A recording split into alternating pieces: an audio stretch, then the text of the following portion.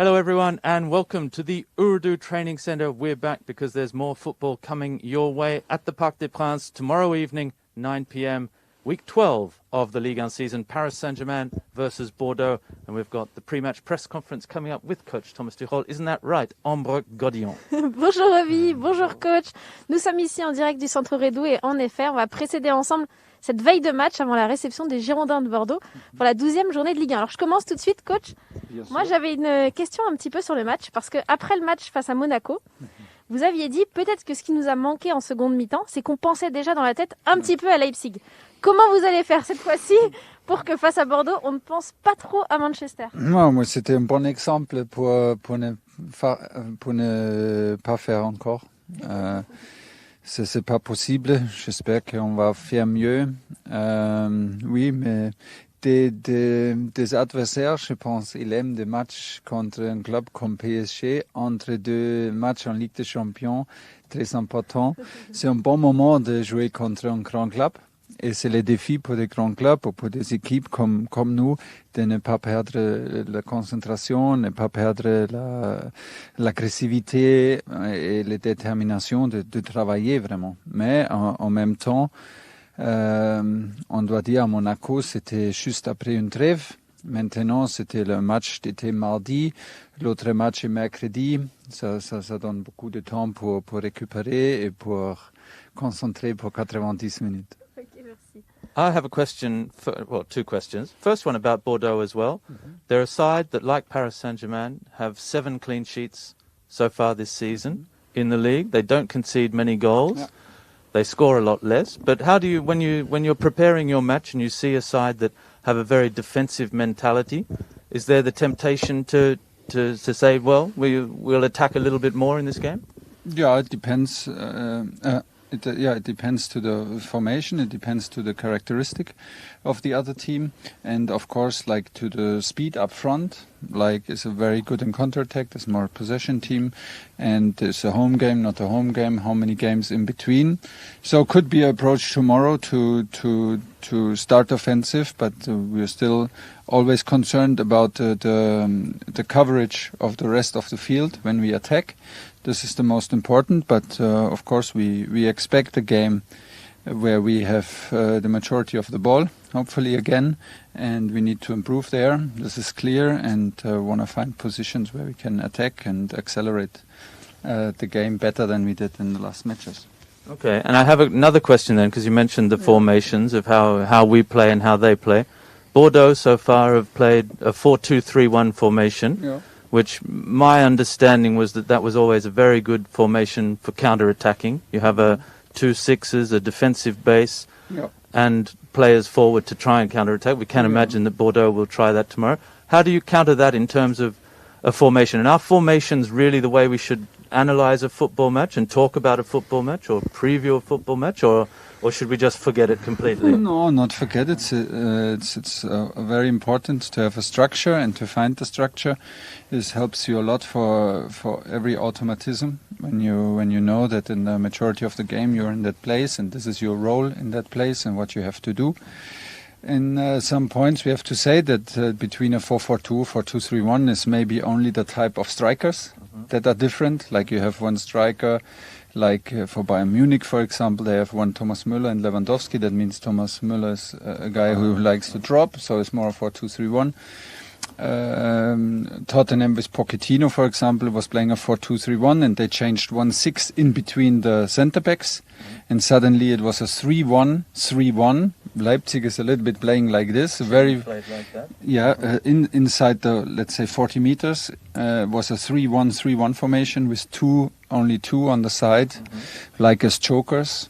So it was it's also very interesting, very offensive formation, and like when you, or like from a 4-3-3.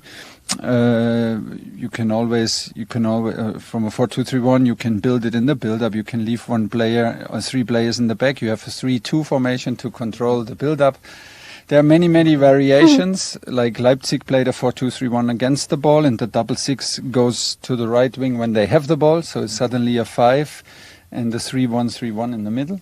That was Haidara who kept Yeah, Haidar, who did this hybrid position, and that allows them to attack very, very high and to bring a lot of players into the last line, and caused many troubles for us, of course. Yeah, in the end, it's not the system. It's important to have principles, how you want to play, that it's clear where do we want, against maybe each opponent differently, where we want to accelerate the game, do we want to speed up the game, how do we want to do the pressing, where do we want to do the pressing, and to have the players on the positions which they like, and they can adapt easy and find themselves comfortable. Très intéressant. Merci coach. C'est pas fini désormais. La conférence de presse du coup qui va commencer. On pourra débriefer tout ça, Roby. Très intéressant quand le coach nous parle tactique. But it's interesting how you have formations and then you ask special things of certain players that can change all that. Je propose qu'on laisse le coach et on en parle juste après, Roby. À tout de suite. Bonjour à tous, bienvenue.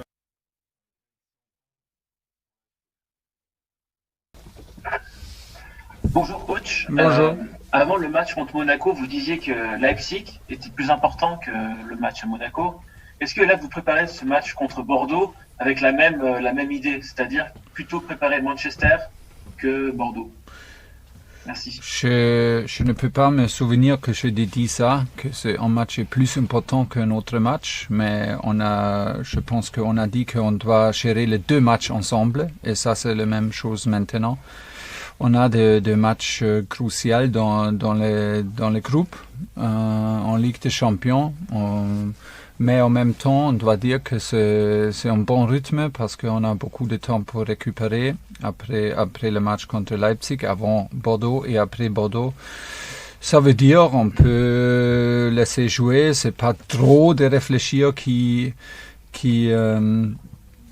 gérer des minutes. Et pour ça, on doit gérer les deux matchs, mais c'est plus facile maintenant. Benjamin Carrez, goal.com. Bonjour Thomas. Bonjour. Après le match contre Leipzig, vous avez regretté les critiques sur le jeu de votre équipe. Est-ce que vous avez peur que ces critiques-là atteignent votre vestiaire? Non, si ça atteint notre vestiaire, ça veut dire ça donne nous, ça reste nous plus serré. C'est toujours comme ça. Mais nous sommes,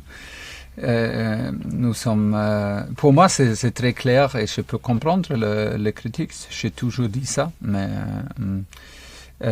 on a des positions différentes. Qui fait la critique, ce sont des supporters, ce sont des gars sur la tribune, ce sont des journalistes, voilà. Ou avant les télés, et honnêtement, avant les télés, peut-être je change aussi le programme quand je regarde ce match-là. Oui, mais je suis pas avant les télés. Je suis pas à la maison, je suis pas sur la tribune. Chez moi, personnellement, je suis avec mon équipe et je fais un combat avec mon équipe et je vis chaque passe, je vis chaque challenge, je vis chaque sprint avec mon équipe. Et pour ça,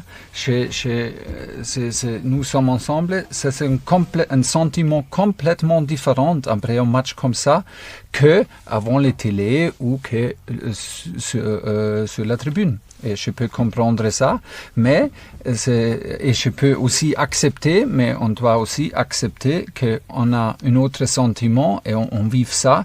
Et il y a des choses qu'on a fait, oui, que c'était un travail très très dur. Et on a eu, personnellement, j'ai eu un peu de l'impression que le journaliste veut me convaincre de l'opinion, mais je n'ai pas la même position pour juger ce match-là, parce que je suis une petite part de cette groupe, mais à côté ou sur le terrain, ça c'est un sentiment complètement différent. Et pour ça, c'était comme ça, mais pas de choses graves. Stéphane Bianchi, Le Parisien. Bonjour coach. Bonjour. Vous avez un milieu de terrain, une animation au milieu de terrain qui a été assez critiquée ces derniers jours. Est-ce que le retour de Verratti en cela est une bonne nouvelle et qu'est-ce qui va changer dans vos plans? Oui, Marco peut changer tous dans notre plan et sur le terrain. Il a montré pendant 12-14 minutes sur le terrain une présentation extraordinaire.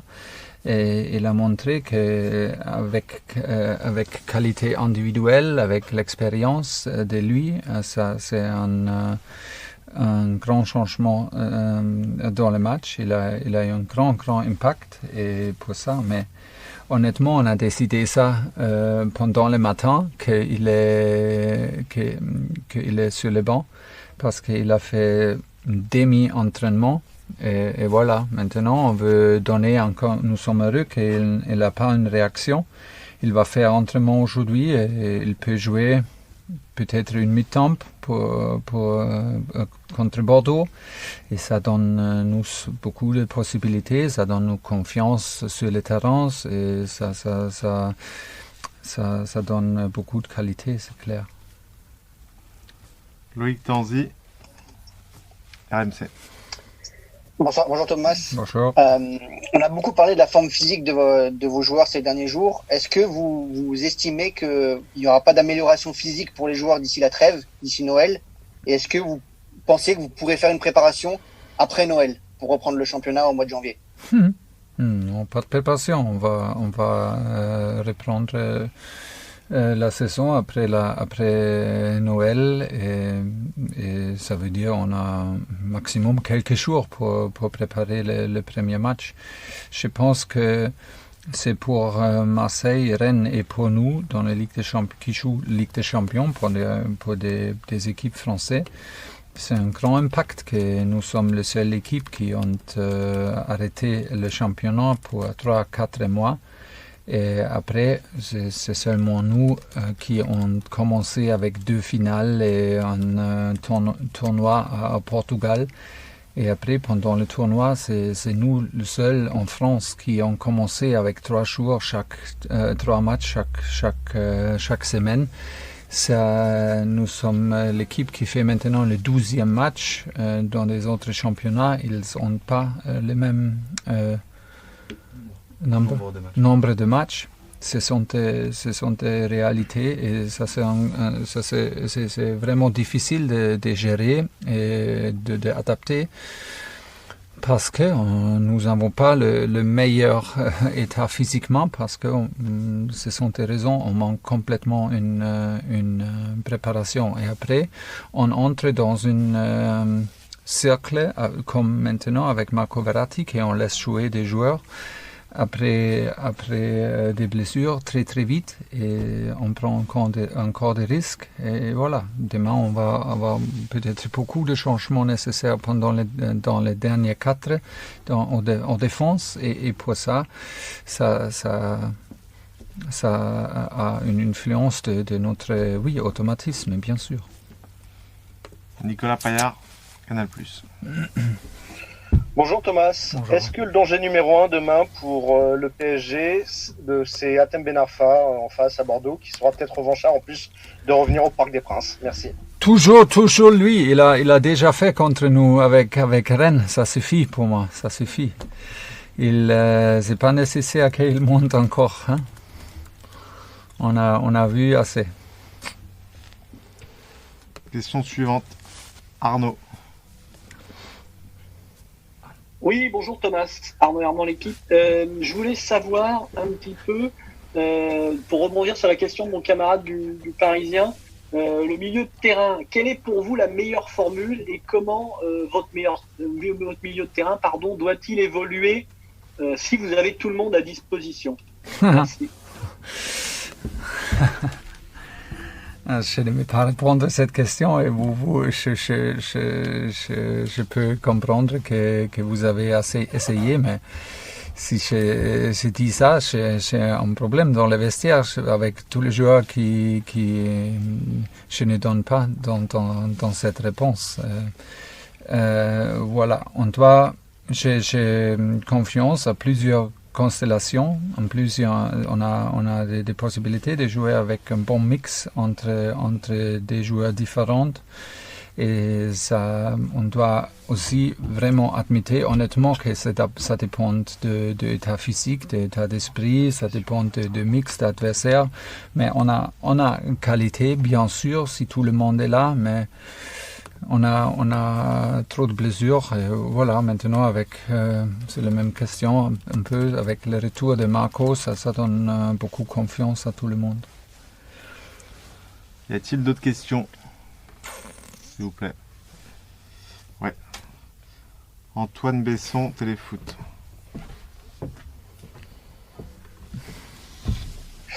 Bonjour Thomas, j'aimerais vous poser deux questions. Une pour connaître votre regard sur l'adversaire, Bordeaux, qui vient de battre Rennes. À quel match vous attendez? Et une deuxième question sur un joueur que vous aimez beaucoup, Marcus Thuram. Vous l'aviez trouvé très fort à votre arrivée au PSG lors d'un match face à Guingamp il y a 2 ans. Ouais. Désormais appelé en équipe de France, il a pris une nouvelle dimension. Comment vous jugez son évolution et est-ce que c'est un joueur que vous suivez avec intérêt? Oui, je suis pas surpris, honnêtement, parce que c'était une des premières impressions de nous de jouer contre lui. Et il a justement joué avant moi, juste à côté de moi, parce que c'est en Guingamp, c'est très proche. Et Thomas Meunier, il a eu beaucoup de difficultés parce que c'était un des premiers matchs sans préparation pour lui et il était super fort. Après cet match, on a toujours observé sa carrière, on a toujours observé sa développement, c'est un mot, hein. Et pour moi, c'est pas une surprise qu'il est maintenant dans l'équipe française, qu'il joue bien avec Borussia Mönchengladbach. Pour moi, c'est une bonne décision de lui, très intelligent de chercher pour un club comme Mönchengladbach, une équipe jeune, un entraîneur jeune, un club très tranquille, sur un niveau très haut.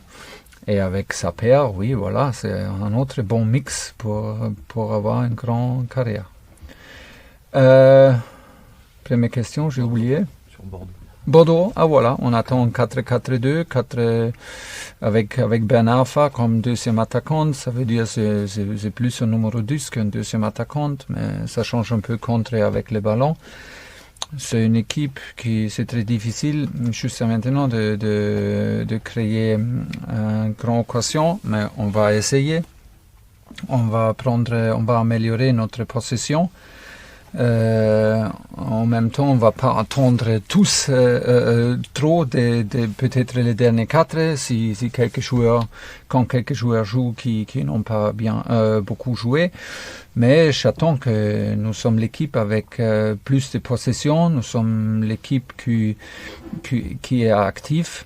Mais on attend comme je dis, on attend une équipe très serrée, très disciplinée, mais aussi avec qualité techniquement, qui sont capables de sortir la pression avec qualité. Oui, un bon match pour demain soir. Dernière question, Nicolas Paillard, Infosport Plus. Oui Thomas, un petit mot sur Icardi, c'est important son retour dans le groupe pour le championnat et surtout peut-être en vue de Manchester la semaine prochaine. Ah oui, la réalité est qu'on a décidé hier sur le terrain s'il peut faire des frappes ou pas. Ça veut dire ça, c'est la réalité. Si on prend des risques de laisser frapper, on a pris.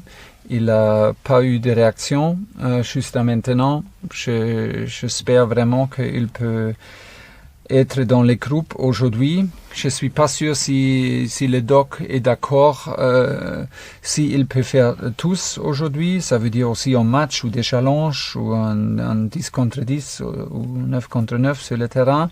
S'il peut, oui, on a la possibilité de laisser sur le banc et peut-être donner quelques minutes parce qu'il travaillait pour plusieurs semaines. Et c'est dur pour un joueur que Mauro qui vit pour marquer, qui aime d'être sur le terrain. C'était un long temps, bien sûr trop long pour nous. Merci. Bonne journée. Merci, ciao.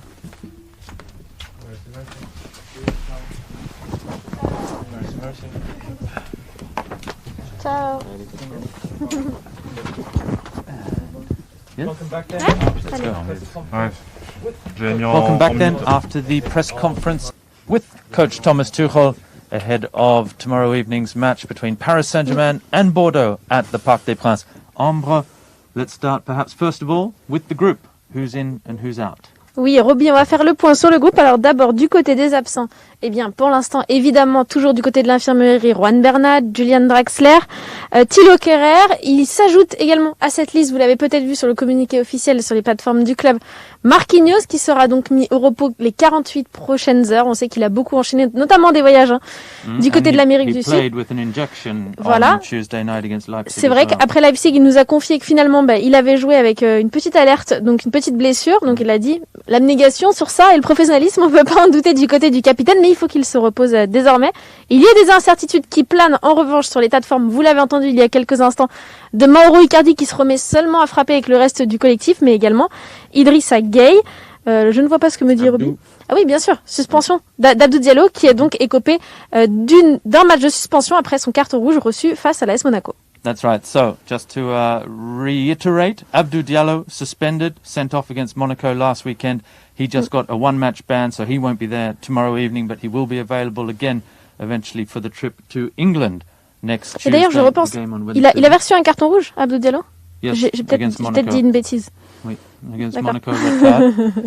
Otherwise, sideline, Draxler, Marquinhos, Kehrer, Bernat, and question marks over Idrissa Gana Gueye, and, as we just heard, quite interestingly from the coach, Mauro Icardi, who's been out since the last international break with a knee problem. Do you want to jump in? Oui, on a quand même des bonnes nouvelles, Roby, dans tout ça.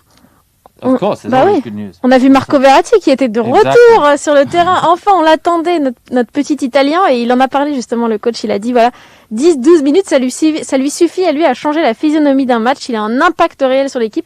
Ça faisait plaisir. On a également vu Ander Herrera qui était de retour dans le groupe. Et puis, il y a un retour de suspension du côté de la Ligue 1. Il fait le chemin inverse d'Abdou Diallo. C'est Presnel Kimpembe. Quand même, c'est pas négligeable, Roby. That's right. So Presnel Kimpembe returns to the group. We saw Marco Verratti came on in the 83rd minute against Leipzig on Tuesday night, played a good 12 minutes, and as the coach said as well, excellent to have him back. What coach wouldn't want Marco Verratti in his midfield? And we saw his ability to protect the ball, to stay on the ball, his vision. It lifts those around him as well. Marco Verratti, such an incredible player. Fantastic to have him back. But the coach, like Mauro Icardi, who said, Mauro, yesterday they took a risk with him in training. They hope today, they have to see with the doctor that he can train fully today. It would be great to have Mauro back in the squad. The same goes for Marco Verratti. He played after those 12 minutes on Tuesday night. No bad reaction. So hopefully, perhaps Marco Verratti could play a full half tomorrow against Bordeaux and continue to build. Hopefully no reaction again, but always taking risks. And the coach also said about the defence, it will be more changes in defence because, yes, Presnel Kimpembe is available again, but this time Marquinhos is not there. It's changing every match, a new team for Paris. Bien sûr, comme on l'a dit, Thilo Kehrer n'est pas là, Abdou Diallo n'est pas là, Marquinhos ne sera pas là. On sait que pour l'instant, il y a donc Presnel Kimpembe qui fait son retour de suspension. Lui, il était suspendu en Ligue des Champions. Donc, qui accompagnera a priori Presnel Kimpembe dans la défense centrale, à voir. Il y a quelques options, notamment Danilo, par exemple, qui a évolué en début de saison. Pour le coup, ça pourrait nous avoir aidé. Voilà, Roby, on le rappelle, donc demain, pour le compte de la 12e journée de Ligue 1, le Paris Saint-Germain, ça va être un choc historique de cette Ligue 1. Absolument. C'est l'adversaire que le Paris Saint-Germain a le plus affronté dans son histoire. Ce sera la 107e rencontre. Je parle évidemment, du coup, des Girondins de Bordeaux, d'un homme qu'on connaît bien, Jean-Louis Gasset. That's right, the former assistant coach at Paris Saint-Germain twice. At the turn of the century, he was assistant coach to Luis Fernandez back in the day when Luis was back taking Paris Saint-Germain back to European competition as well back then, the year 2000, 2001. And then he returned again after a spell with the France national team, with Bordeaux, with Laurent Blanc. He came back with Paris Saint-Germain, with Laurent Blanc, assistant coach for 4 more seasons. And now the head job at Bordeaux as well, and doing a very good job. And it's not an easy job at the moment for Bordeaux, but defensively they are very, very solid. They've shown with 7 clean sheets that it will be a tough match. And as Ambre just said, one of the historical sides in the French Championship as well. 8 times Ligue 1 champions, Paris 9 now, and it will be the 107th meeting between the two sides tomorrow night, the 54th at the Parc des Princes. Oui, More than any other side. Voilà, plus que personne. Alors c'est vrai, Roby le rappelait, 7 clean sheets pour Benoît Costil, c'est simple, aucun gardien ne fait mieux dans le top 5 européen, mais attention, le Paris Saint-Germain pointe toujours en tête du classement. Eux, l'objectif, contrairement à Bordeaux, c'est pas de cumuler 2 victoires consécutives, ce qu'on n'a pas encore réussi à faire Bordeaux de suite. Pour le Paris Saint-Germain, l'objectif, c'est de raccrocher le wagon des victoires, évidemment, après s'être incliné du côté de Monaco après 8 victoires consécutives. Les Parisiens ont toujours le fauteuil de leader pour l'instant, hein. Ils ont toujours leurs 24 points, meilleure attaque avec 28 buts inscrits, meilleure défense avec 6 seulement encaissés. Bref, tous les feux sont ouverts, mais il faut prendre le large. Robin, il n'y a que 2 petits points d'avance sur les Lillois. Ça va être l'occasion ou jamais. Exactly. It's a very tight race in Ligue 1 this season. Paris Saint-Germain, 24 points, Lille, 22. But then you have the likes of Olympique de Marseille, Lyon are right there, Monaco are back in the hunt after their victory, Nice are there, even promoted Lens, who missed out on getting a win, but they're still there as well. It's a very nice Ligue 1 race this season, and that means that every match in Ligue 1 is very, very important, as Ambroise says, for Paris Saint-Germain. The chance to step ahead. Rennes are back in action this evening as well. They're desperate to get the points. It's all interesting in Ligue 1, fantastic to see, and shall that just about do it? Oui. We'll let everyone get ready for the match, and Ambre will be there tomorrow Bien night sûr. at the park. Bien sûr, nous serons demain du côté du Parc des Princes pour vivre l'avant-match avec vous. On découvrira les compos. On a plein de petites vidéos à vous montrer. Évidemment, le temps sera également pour un hommage, Roby. On en parlera demain. Il y a entraînement cet après-midi. Malheureusement, on ne vous en gratifie pas parce qu'il y en aura un qui précédera la semaine prochaine Manchester. Et vous avez déjà vu l'entraînement cette semaine avant Leipzig. Donc, on va laisser les Parisiens s'entraîner ensemble dans le secret le plus total, Roby, pour cette ultime préparation face à Bordeaux et donc face à Manchester. Et nous, on se donne rendez-vous demain du côté du Parc des Princes. That's right. We'll see you tomorrow night at the Parc des Princes from 7:45 local time tomorrow evening. Kick-off at 9 o'clock, PSG versus Bordeaux, week 12 of the Ligue 1 season. And that's it for us. C'est tout. À demain. Bye-bye.